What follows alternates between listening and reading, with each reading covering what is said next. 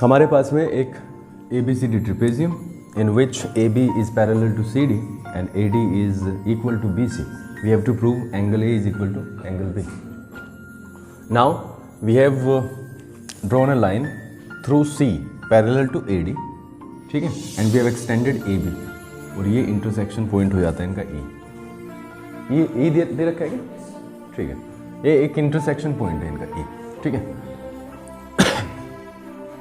Since EC is parallel to AD, ठीक है, ये by construction, by construction and AB is parallel to CD, ठीक है. और यहां से हमें क्या पता चलता है, अगर AB पैरेलल CD है तो AE भी पैरेलल होगा CD की. AE पैरेलल CD होगा या नहीं होगा. और ये अपोजिट साइड्स हो गए, अपोजिट पेयर हो गए साइड्स का. Clearly AECD is a parallelogram. देखो बिल्कुल सिंपल सी बात है भैया, अगर आपने ये पैरेलल खींचनी है इसके, तो जितनी दूरी यहाँ पे आ रही है ना इन दोनों के बीच, उतनी ही दूरी यहाँ पे मेंटेन होगी. तो ये और ये तो बराबर होना ही है, होना है कि नहीं होना, पक्का. और ये पैरेलल भी है तो फिर भी पैरेललोग्राम बनता है. तो सबसे जो इम्पोर्टेंट चीज़ है वो AECD को पैरेललोग्राम प्रूव करना है. करें अब आगे. अगर ये पैरेललोग्राम है, क्लियरली इट्स अ पैरेललोग्राम, इसलिए सीधी सी बात है, हमें सबको पता है AE is equal to CD and AD is equal to EC. ये हमें सभी को पता है, अपोजिट साइड्स होती हैं उसकी इक्वल. ठीक है, इतनी चीज़ें क्लियर है. अब चलो एक चीज़ देखो, इन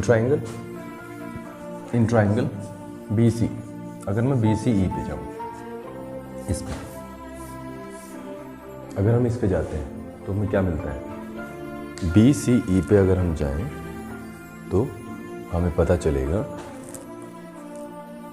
कि सिंस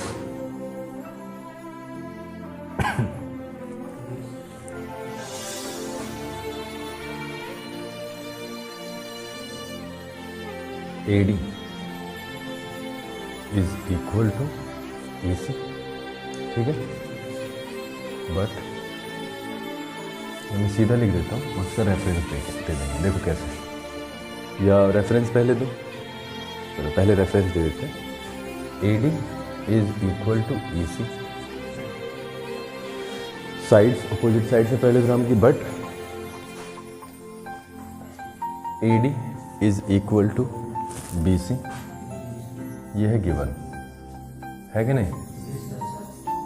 तो इससे हमें क्या पता चलता है, EC is equal to BC. इससे हमें पता चलता है ये, यानी ये वाली साइड जो है ना इसके बराबर हो गई. ठीक है, इसलिए इनके अपोजिट एंगल्स भी बराबर होंगे, यानी एंगल CBE बराबर होगा एंगल CEB के. इसे हमने फर्स्ट ले लिया.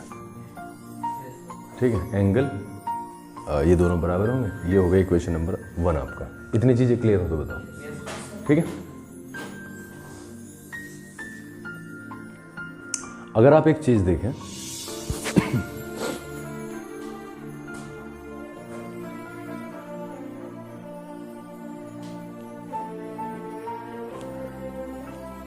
Angle A plus angle CEB बराबर है 180 डिग्री. क्या है, को इंटीरियर एंगल्स. क्यों?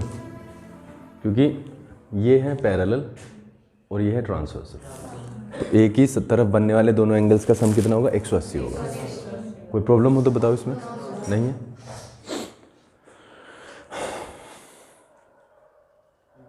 तो अगर मैं यहाँ से एंगल A का वैल्यू निकाल लूँ तो ये आ जाएगा बेटा 180 माइनस एंगल CEB. ठीक है, ठीक है. Now angle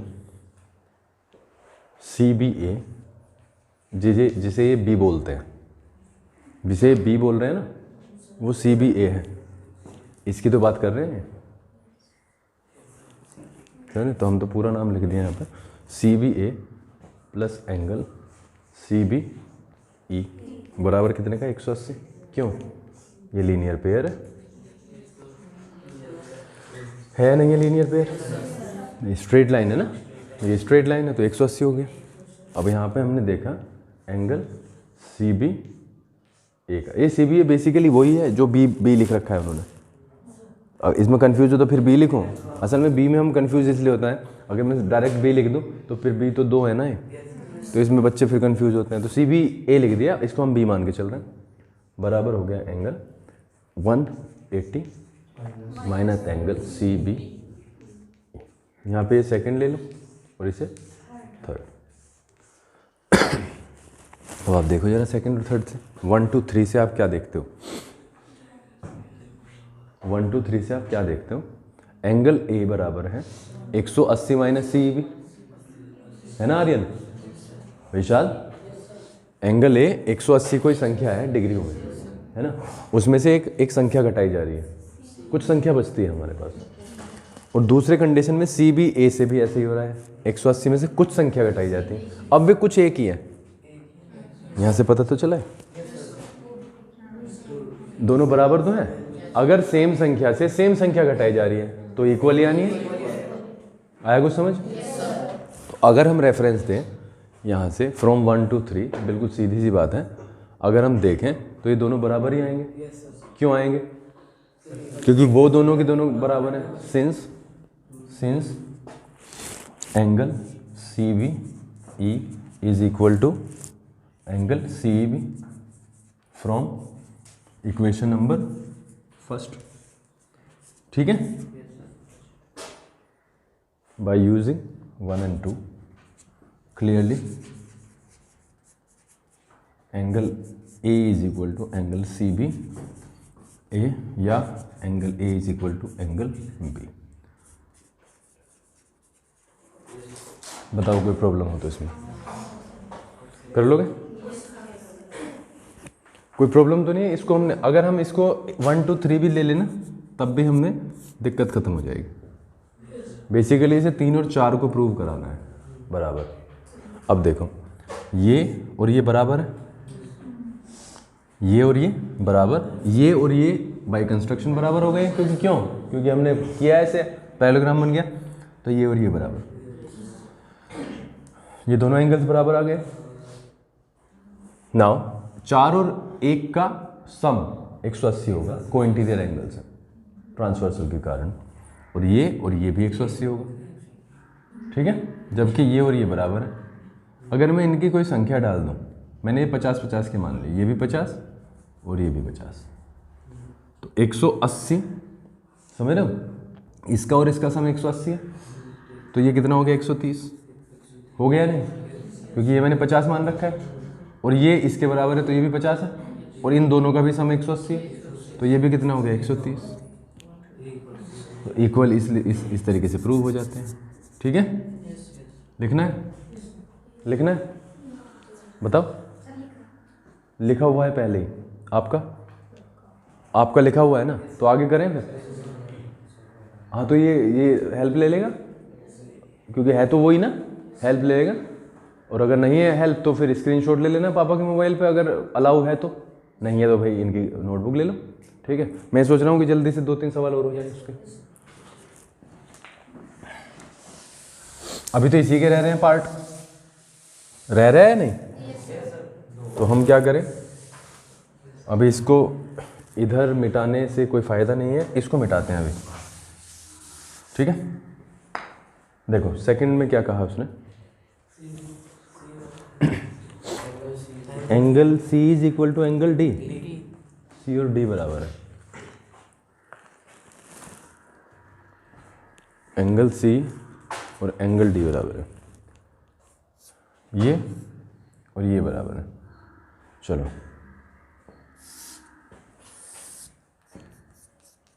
angle C is equal to angle D। यहाँ पे अगर हम एक चीज़ देखें, क्या बेटा, हाँ जी। अगर हम एक चीज़ देखें तो angle A plus angle D बराबर है 180 के। क्यों? क्योंकि A E is parallel to D C and A D is transversal.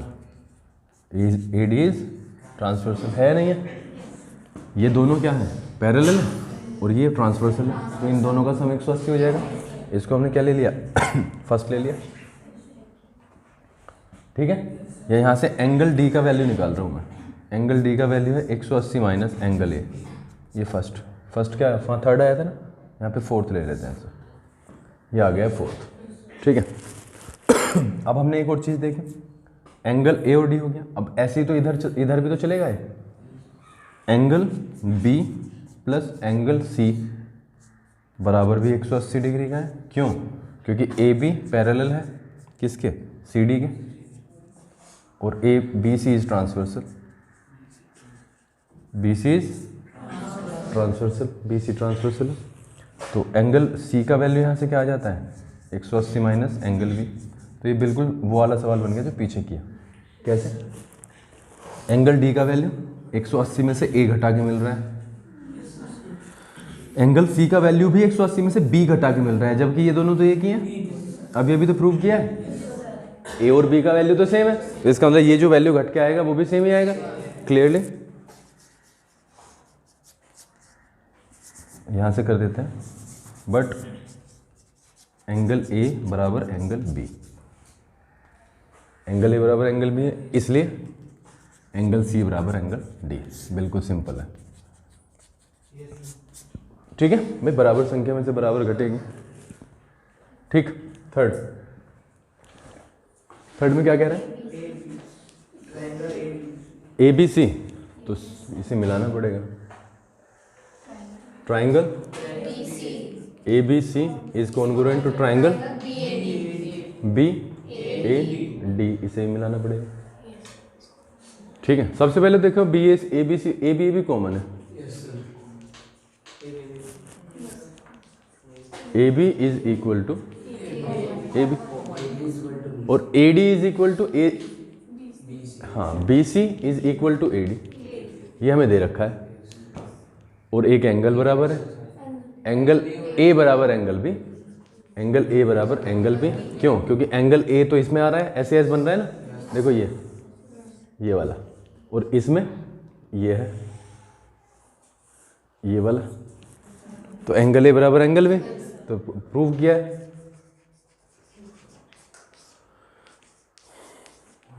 इसलिए triangle A B C is congruent, sorry is congruent to triangle B A D, किससे हुआ है,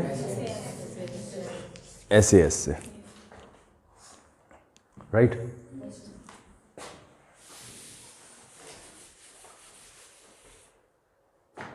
आगे बोलता है नंबर 4 में क्या बोलता है, डायगोनल ए सी बराबर बी डी, तो यहीं से आ रहा है, since triangle A B C is congruent to triangle B A D,